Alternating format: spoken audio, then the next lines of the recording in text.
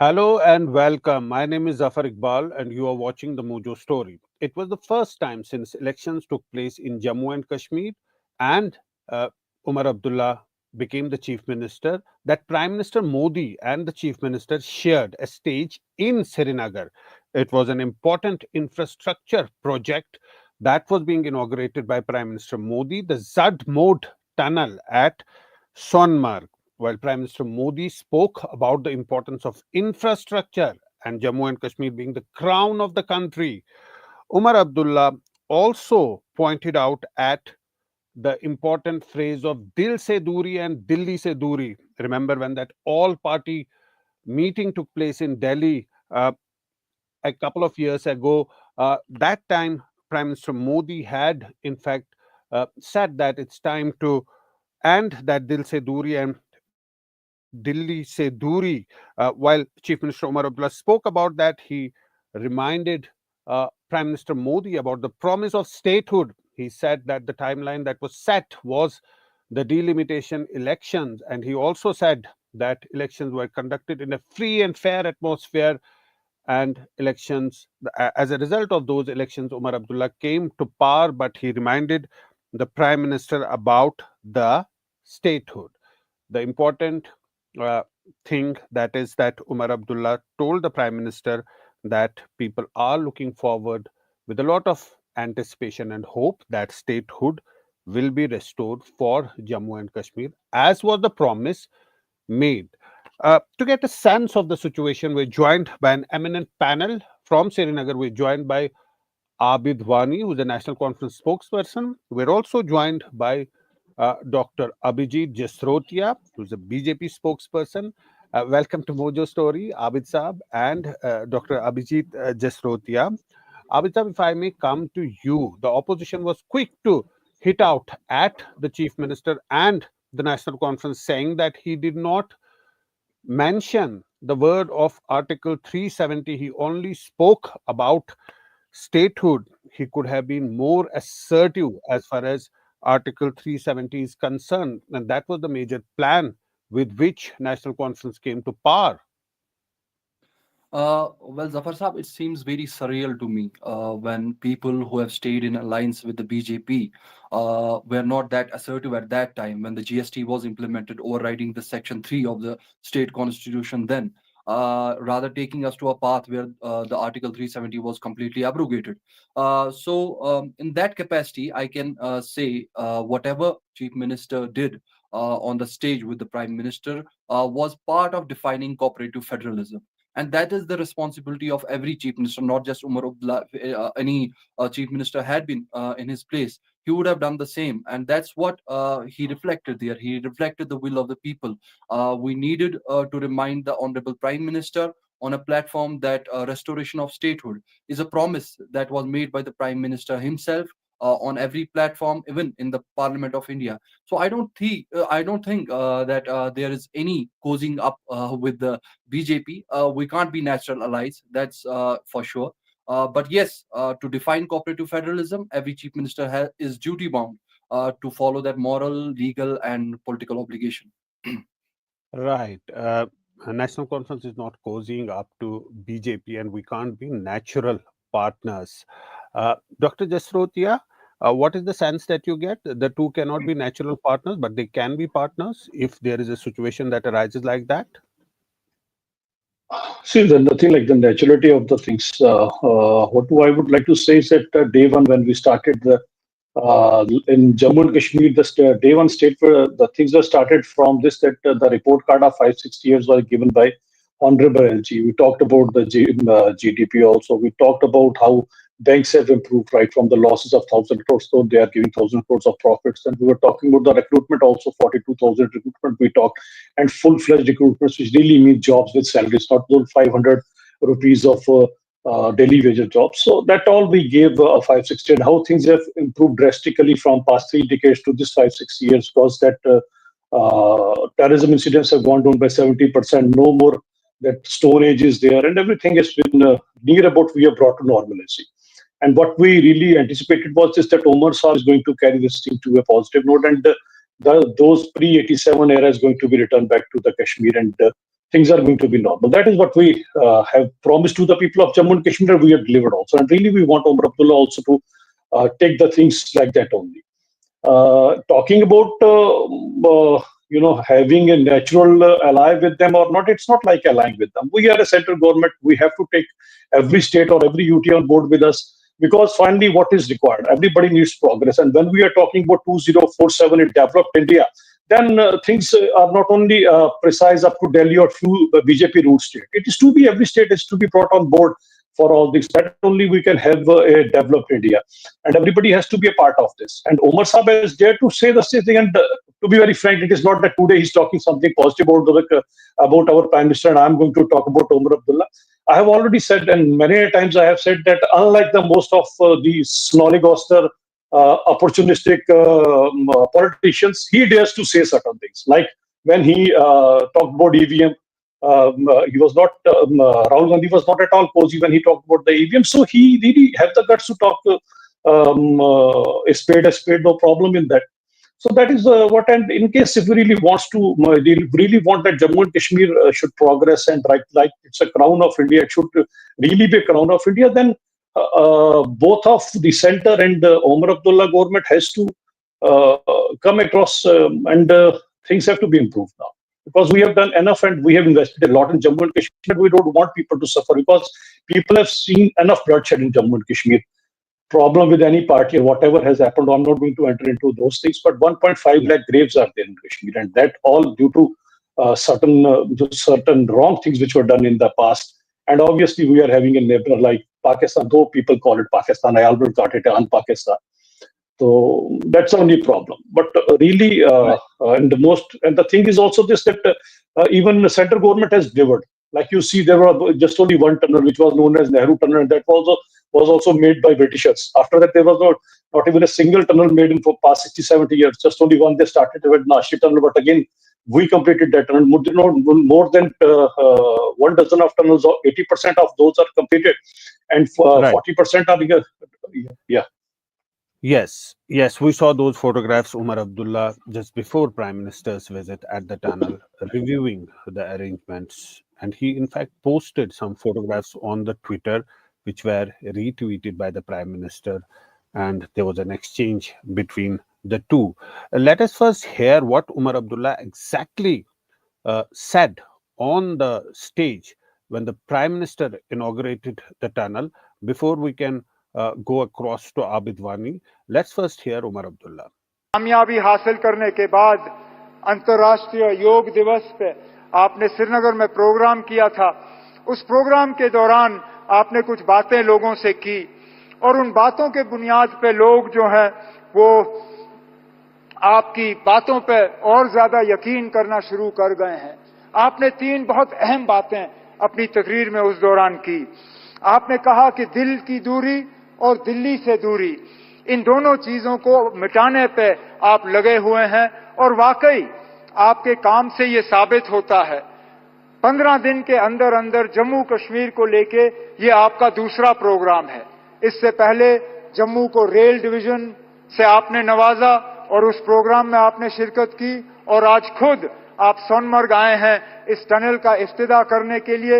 ऐसे प्रोजेक्टों से न सिर्फ दिल की दूरी बल्कि दिल्ली से दूरी जो है वो कम हो जाती है। उस दौरान आपने जम्मू कश्मीर के आवाम से कहा था कि बहुत जल्द इलेक्शन होंगे, इंतखाबात होंगे, और लोगों को अपने वोट के जरिए अपनी हुकूमत चुनने का मौका मिलेगा। आप अपनी बात पे कायम रहे, और 4 महीनों के अंदर अंदर जम्मू कश्मीर में आपने इंतखाबात कराए। जम्मू कश्मीर में आपने लोगों को वोट देने का जो है अपनी हुकूमत चुनने का मौका दिया। Right. And he also then reminded the Prime Minister about the promise of statehood. Abid Wani, if I may come to you, you said that BJP and National Conference are not natural partners. National Conference is in power and BJP is in opposition. But there is a sort of a federal cooperation between the states and the center, and that is why we're seeing all this. But how can you explain when Umar Abdullah says that it's time to wind up uh, India Alliance that was precisely made for the parliamentary election. And before that, he makes a statement about EVMs. Of course, those statements were not taken in good taste by the Congress. Then, obviously, the question arises, isn't there seems to be a slight drift here? Well, as far as the statements you are mentioning by Mr. Omar Abdullah, I think one is specific and the other is general. The specific one was regarding the rigging thing. There was no manipulation of elections in J&K. We didn't see any repolling at any booths. The elections were peaceful, and that's a fact. You yourself being an honor a journalist, you know the facts on the ground. So there was nothing like that. And the another regarding the winding up of India bloc, it was just to make a sense of the whole alliance. If the alliance is made up for only parliamentary elections, then there is no need of the alliance post parliamentary elections, because we didn't see the leadership of the India bloc calling any meetings post parliamentary elections. So there needs to be some remapping or rethinking, or reviewing how the alliance is going to go in future. So I think the sense was completely general, and it was not specifically meant to disregard the alliance. Abid Saab, but the point is that there is an inherent messaging in all those statements that are made by policy. Let's hear that soundbite. सबके लिए ये first time है। जैसे मैंने आज अपनी तकरीर के दौरान कहा, बेशक हम में से कई सारे ऐसे मेंबर हैं जो इससे पहले भी इस हाउस के मेंबर रहे हैं, लेकिन वो जम्मू कश्मीर रियासत थी, आज निज़ाम अलग है। तो इस निज़ाम में ये समझना कि हमें किस तरह काम करना है, असेंबली के क्या इख्तियारात हैं और इस नए निज़ाम में प्रोसीजर्स क्या रहेंगे, उस चीज़ के लिए ऑनरेबल स्पीकर साहब ने ओरिएंटेशन का प्रोग्राम रखा और डिप्टी चेयरमैन राज्यसभा वो आए इसमें शिरकत करने के लिए। ऑनरेबल मेंबर्स का, उनके तजुर्बे का मुझे उम्मीद है फ़ायदा होगा और आने वाले सेशन में एक बहुत बेहतर अंदाज में ऑनरेबल एमएलएज जो हैं लोगों की नुमाइंदगी कर पाएंगे। सर, दिल्ली इलेक्शन में इंडिया अलायंस का जो फोकस है, आम आदमी पार्टी को ज्यादा सपोर्ट मिल रहा है, कांग्रेस को नहीं मिल रहा है, किस तरह देखते हैं? मैं इसके बारे में फिलहाल कुछ नहीं कह सकता हूं, क्योंकि हमारा दिल्ली के इलेक्शन से कोई लेना देना नहीं है। आम आदमी पार्टी, कांग्रेस और वहां जो पॉलिटिकल पार्टीज हैं ग्राउंड पे, वो तय करें कि बीजेपी का मुकाबला किस तरह से सबसे बेहतर तरीके से किया जा सकता है। इससे पहले 2 बार लगातार आम आदमी पार्टी की वहां पे कामयाबी रही। इस बार दिल्ली के लोग क्या फैसला करेंगे उसके लिए हमें इंतजार करना होगा। आरजेडी नेता का कहना है कि जो अलायंस था सिर्फ लोकसभा इलेक्शन के लिए था। अब जहां तक मुझे याद है, इस पे कोई वक्त की सीमा लगाई नहीं गई थी और बदकिस्मती की बात यह है कि क्योंकि इंडिया ब्लॉक की कोई मीटिंग बुलाई नहीं जा रही है, तो इसमें कोई क्लैरिटी नहीं है, ना लीडरशिप को लेके, ना एजेंडा को लेके, ना आगे क्या हम रहेंगे या नहीं रहेंगे इसको लेके।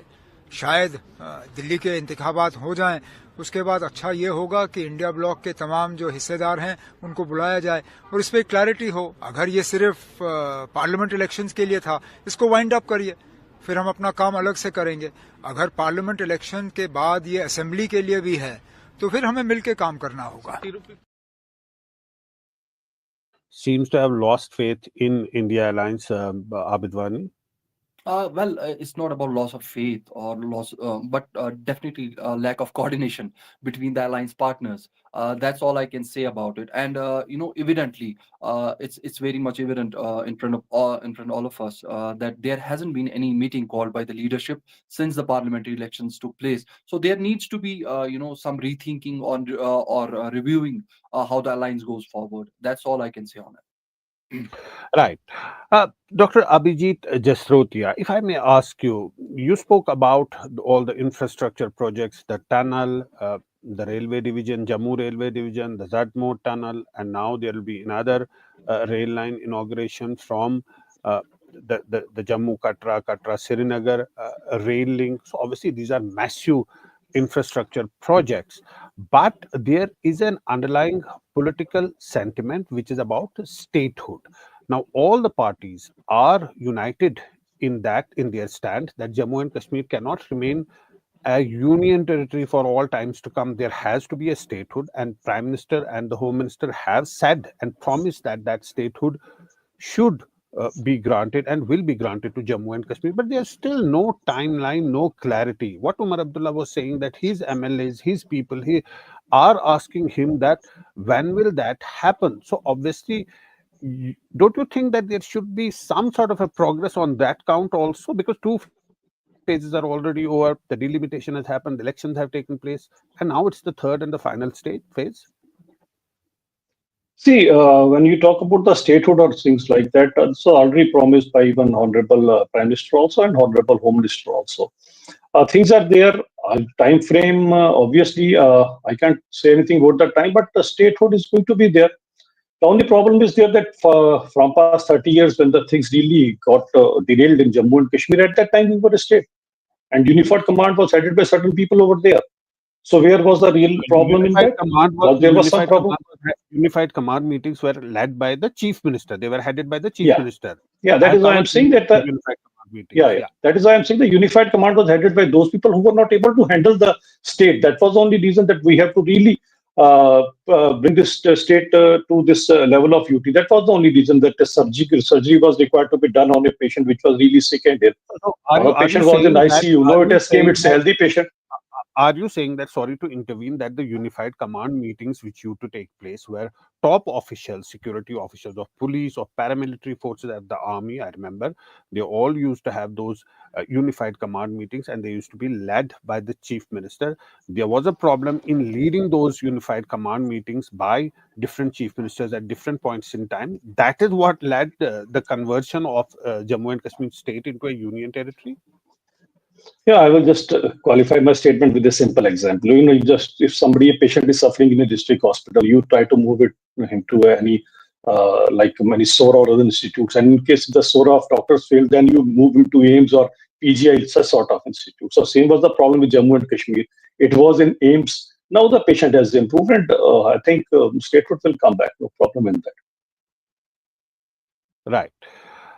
Although there is still no timeline, but the statehood has been promised and it will come back. But Dr. Abhijit Jasrotia, I may ask you that in the past we have had so many exchanges with representatives of the BJP when there were no elections in Jammu and Kashmir.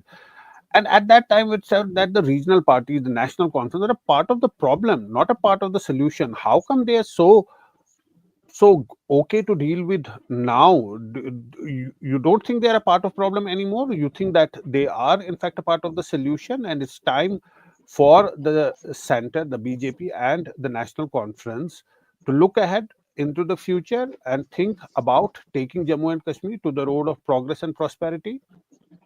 See, I have still doubts. I don't think that 101% everything is fine in the camp of national conference, because when you have people like Aga Rahula, and most of the time I say Aga Rahula is OVC of national conference.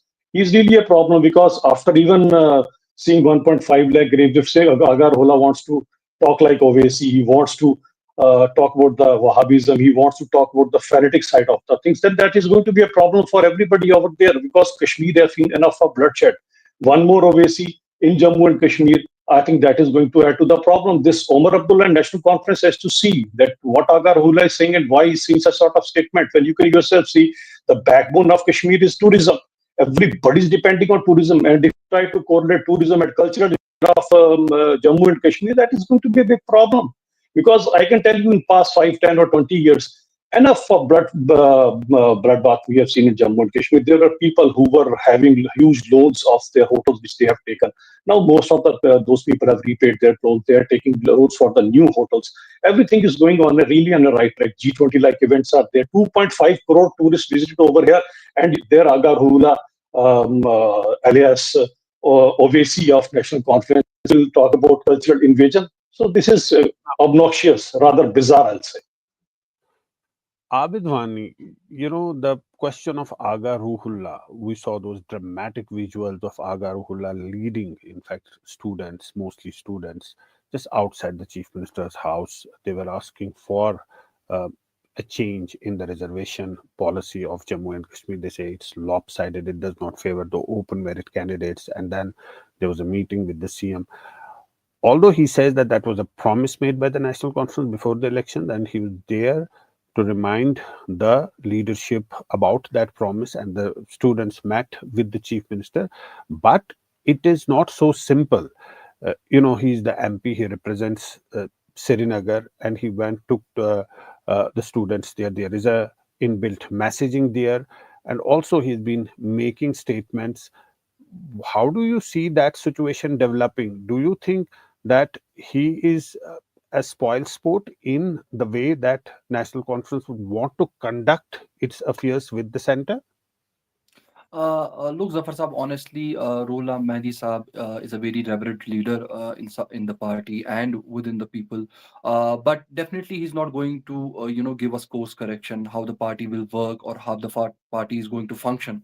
Definitely not. The only call that's of that sorts will be made by the leadership. That's Mr. Farooq Abdullah and Mr. Omar Abdullah. That being said, the protests, all about the protests regarding reservation, it might have been a conscience call from the honorable MP, being a member parliament from Srinagar parliamentary constituency, and he has reiterated his support for the reservation. We need to rethink, review reservation. But I think personally, as a member of JKNC and many others hold this brief, that this was a right protest, but at the wrong place. That's what my view is about the protest of Mr. Roloman. But he says he's democratically well within his right to take the protest to the chief minister. And in fact, the chief minister said that this is a sign of democracy. But he said later on that perhaps Aga Ruhullah need to have those protests in Delhi also for the restoration of statehood. But he didn't say that this was not a right call. He said that the protests are his democratic right, and he was just trying to inform and the leadership that this is a promise made. A subcommittee has been formed, 6 months of time. Perhaps the issue is being pushed under the carpet. So he needs to remind the leadership of the promises that were made to the people. And due to those promises, the party won the elections. Zafar Saab, I mentioned it earlier that there is no need for anybody to remind us how should we function and how to take our manifesto ahead. And we are a very responsible party. And as far as the democracy within the party and the parity within the party, within that domain, yes, Ruhullah Saab did a protest, and we respect his conscience regarding a call for the protest. But saying that the protest was right, it was for the right cause, but at the wrong place. That's all I can say about the protest. And as far as Umar Saab's, suggestion to Mr. Ruhullah Mehdi that he should carry on with the protest outside the parliament, yes, he can. He can make an impact because he's a member of parliament and he is looked upon by many of us that he can raise the issues that are centric to the people, that go with the sentiment of the people at the right platform, and that's the parliament. Right. In all of this, there is PDP. PDP won just 3 seats, but they have been putting out statements on the Twitter. In fact, even Mehbooba Mufti, the former chief minister, put out a video, and she said that she's tried to sort of give a distinction between Vajpayee and today's meeting of the prime minister and Omar Abdullah. We may have that tweet up or that video if we have. Uh, how do you deal with the opposition party? If Ruhullah is an insider, and he might inform the party or tell the party within closed doors, that's what he should do according to National Conference, perhaps, and not take his protest on the street and in the open. What about the opposition who are again hitting out at the government on all these things? Here is Mehbooba Mufti's tweet. In fact, she had patched these 2 videos. Yeah, we don't have a की sound कमी in this. नहीं Yeah. मैं सोच रहा था कहीं पानी न बरस जाए। अब मुफ्ती साहब के कहने से अगर पानी भी रुक सकता है तो फिर समझना चाहिए कि जम्मू कश्मीर को कितनी जल्दी हालात उसके सुधारे जा सकते हैं। जमहूरियत, इंसानियत और हम कश्मीरियत को बचाएं। Abid Wani? Well, Zafar Saab, if anybody needs to draw a distinction regarding Mr. Vajpayee and Mr. Modi, it should be Mehbooba Mufti, because we were never part of any alliance under the PM Modi government, be it at the national level or at the regional level. But she has been in an alliance with the, recently with the BJP, not once but twice. First, it was Mr. Mufti Mohammad Said, and after his death, it was Mehbooba Mufti, despite National Conference, extending an unconditional support to the PDP not to form the government with the BJP, so that they cannot, carry forward the agenda. But rest is history. So we don't need lectures or moral lectures from people who have stayed in alliance not once but twice with the BJP very recently, and the outcome was that we faced disastrous consequences like the abrogation of Article 370. Now we are binding the ways. We are trying to walk on a path with a very tight rope, maintaining a federal, cooperative federalism, and maintaining the aspirations of the people. This needs to go very parallel, because Jammu and Kashmir is a very sensitive state. We can't, discard the aspirations of the people and carry on the developmental agenda only. Yes, development should happen, but not at the cost of the aspirations of the people of J&K. Dr. Abhijit Jastrotia, you wanted to come in? Yeah, I just wanted to say because Atal Bihari Vajpayee ji, the speech of Atal Bihari Vajpayee ji, late Atal Bihari Vajpayee was in Kashmir only. And one thing which I would like everybody to is that this is the same stage which Mehbooba Mufti was not allowed to share. Because at that time also we know that what sort of line she is going to toe. And here late Atal Bihari Vajpayee ji is talking about Kashmiriyat, Insaniyat and Jamhuriyat. And I have no problem in saying it, rather that this Kashmiriyat, Insaniyat and Jamhuriyat have really returned back to Kashmir. That is only after 2014 when Narendra Modi took over. And Modi ji has really brought back this Kashmiriyat, Insaniyat and Jamhuriyat, because when it comes to Insania, 2.5 crore tourists are visiting over there. When it comes to Jamhuriyat, it's lakhs of the people who are now voting for their MLAs or chief ministers. Because gone are the days that then 5 lakh votes in your kitty you used to become MLA, with 10 lakh votes you used to become ministers, and with 15 lakh, 10,000 votes you used to become MLAs, and the 15,000 votes you used to become chief minister. Now you have to take lakhs of the vote. This is what is Jamhuriyat really, and this Jamhuriyat is really brought back by Narendra Modi ji, nobody else also in Kashmir, and even Insaniyat and Kashmiriyat, all were brought back. And thanks to that auspicious day of 5th August 2019, after which all these things are possible.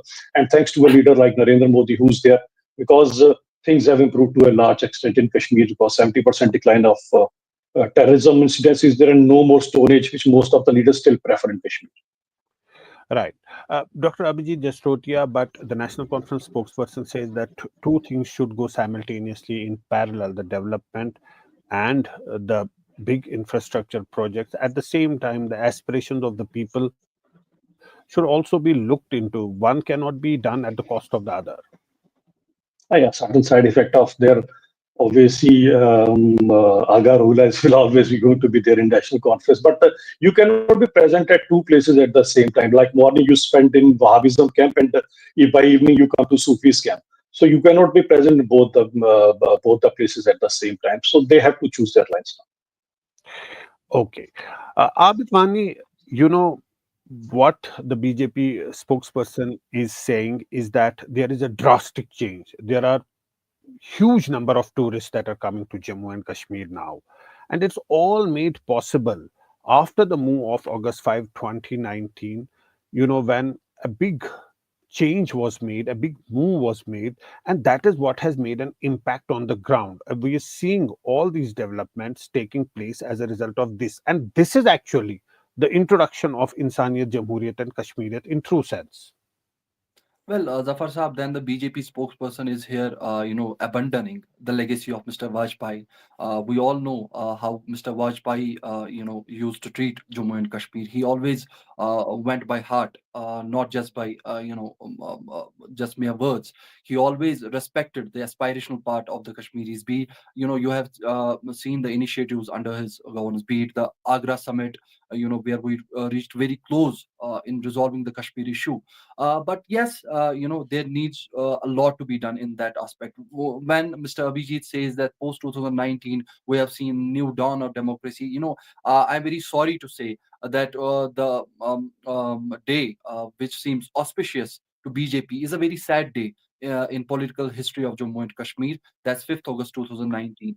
And I do not demand any moral, sympathy or empathy from the BJP spokesperson, because it was in their agenda since last 70 years. And ours is a very crystal clear stand with regard to the aspirational part of the people of J&K, that we need to restore what was ours, not just before 5th August 2019, right from 53, the erosion of autonomy. That can't be brushed under the carpet. And there will be a time when we have more cordial government and more cordial atmosphere, when we can take the right thing to the right place.